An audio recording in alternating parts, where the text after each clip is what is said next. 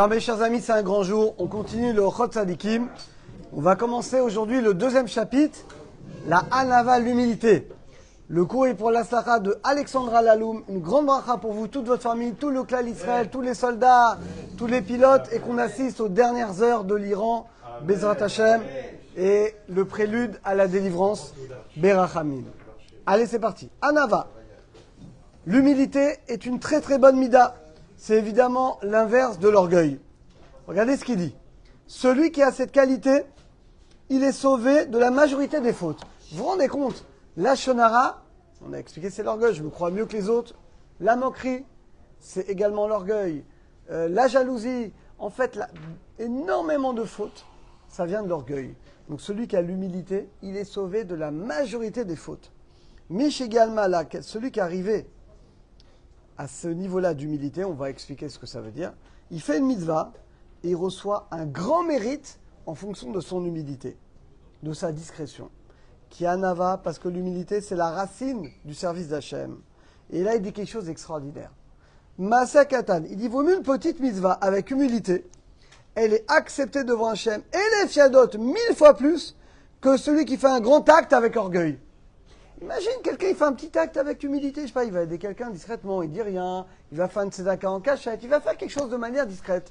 Et l'autre, il fait du bruit. Regardez, j'ai fait un truc de fou, voilà, regardez, je donne une tzedaka.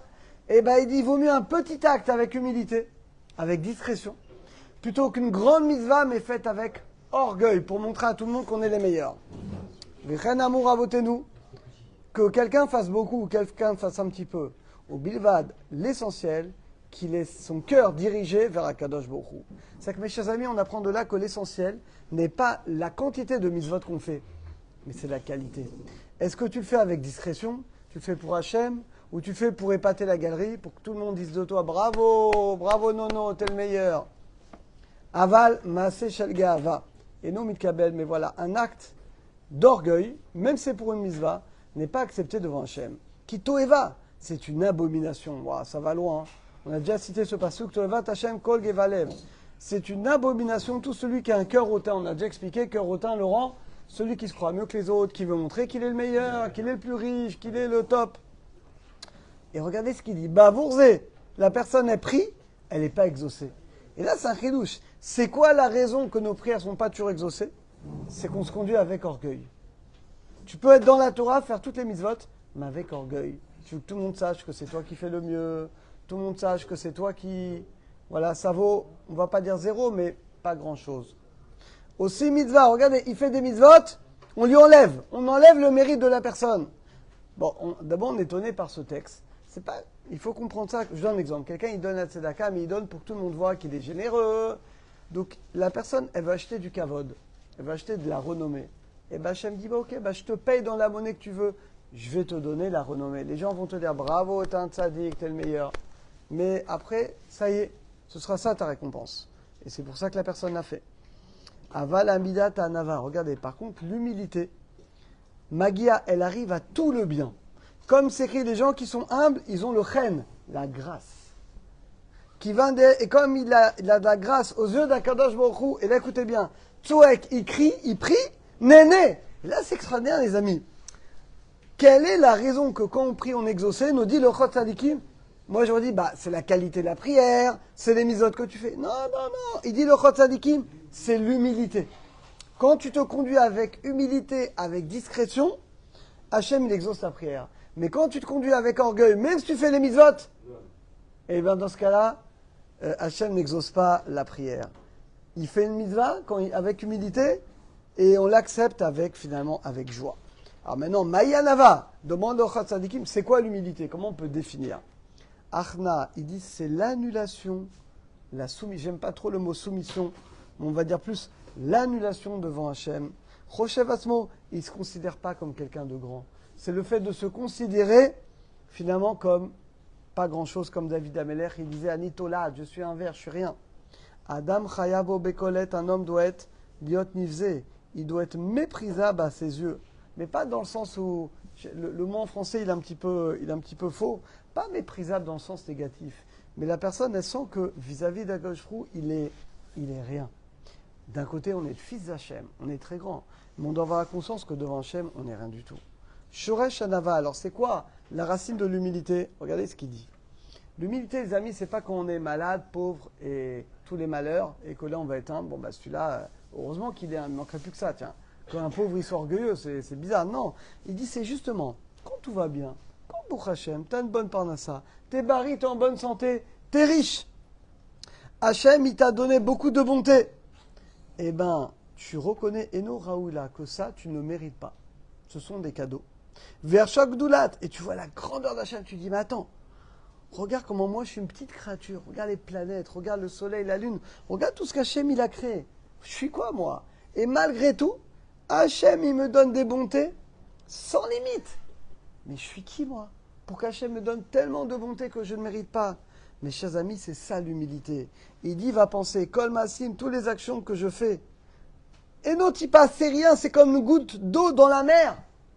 Donc, en fait, les amis, c'est ça l'humilité, c'est la conscience que ce qu'on fait, c'est vraiment très petit comparé à ce qu'on devrait faire, et c'est comme une goutte d'eau. Et que ce qu'Hachem nous donne, ce sont que des cadeaux.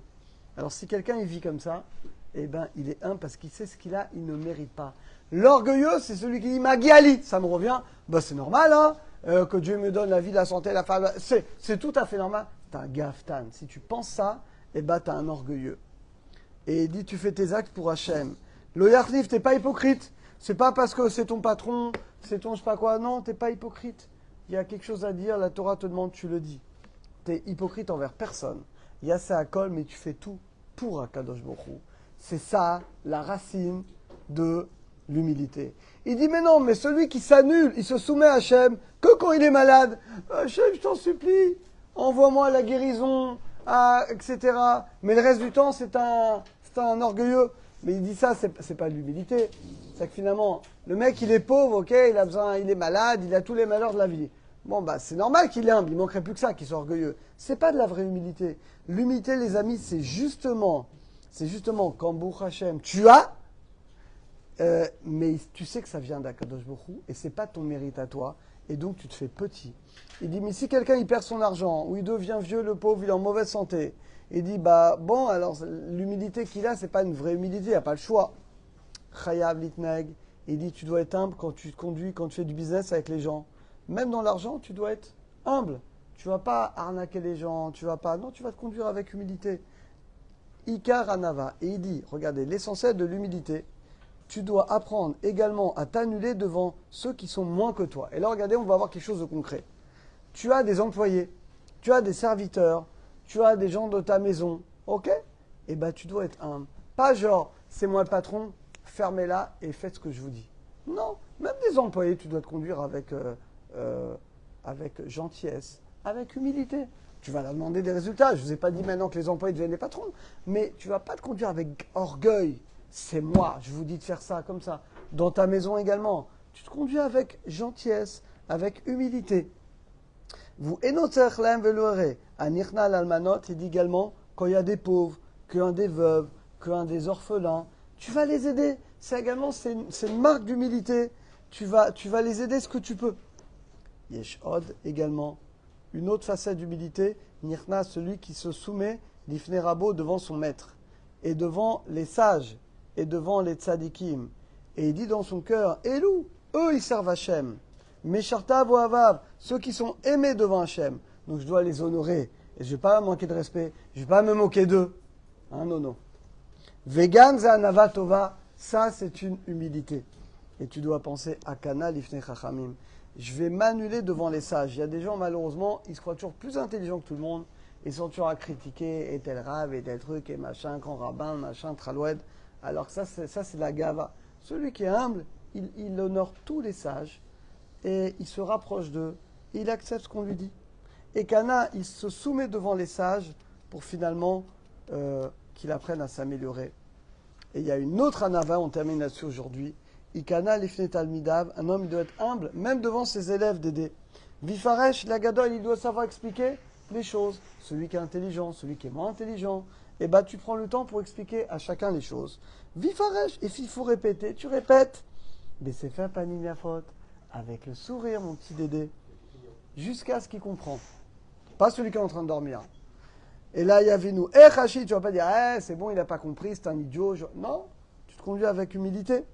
Donc, Vayadata et finit par une histoire exceptionnelle, Rabbi Preda. On va finir là-dessus.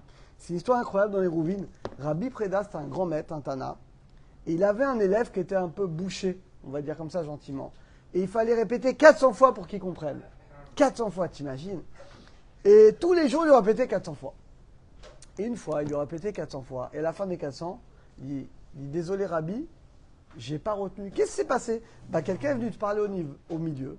J'ai cru que tu allais partir et je t'ai pas concentré. Quelqu'un de normal. Bon, déjà, tu l'étrangles. Déjà, tu t'énerves. Et après, tu répètes. C'est ce qu'il a dit Rabbi Preda, il a dit, il n'y a pas de problème.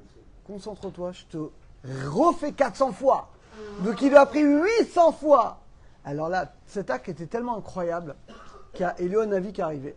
Hachem l'a dit à Navi, regarde, soit il vit 400 ans, parce que tous les jours il répétait 400 fois, soit toute sa génération n'a pas un monde futur. Va lui demander ce qu'il préfère. Rabbi Preda, qu'est-ce qu'il a dit d'après toi, Dédé? Voilà, c'est un tzaddik, donc il pensait d'abord au bien des autres. Donc il a demandé le monde futur pour toute sa génération. Hachem lui a dit, donnez-lui les deux. Rabbi Preda, les amis, il a vécu 400 ans. Et toute sa génération a pas un monde futur. Par le mérite de sa patience. Et c'est par le mérite que tous les jours, il répétait 400 fois. Alors qu'on ait le mérite, alors je ne vais pas dire de répéter 400 fois parce que moi je suis pas capable en tout cas. Mais en tout cas qu'on ait le mérite de développer l'humilité et de détruire l'orgueil.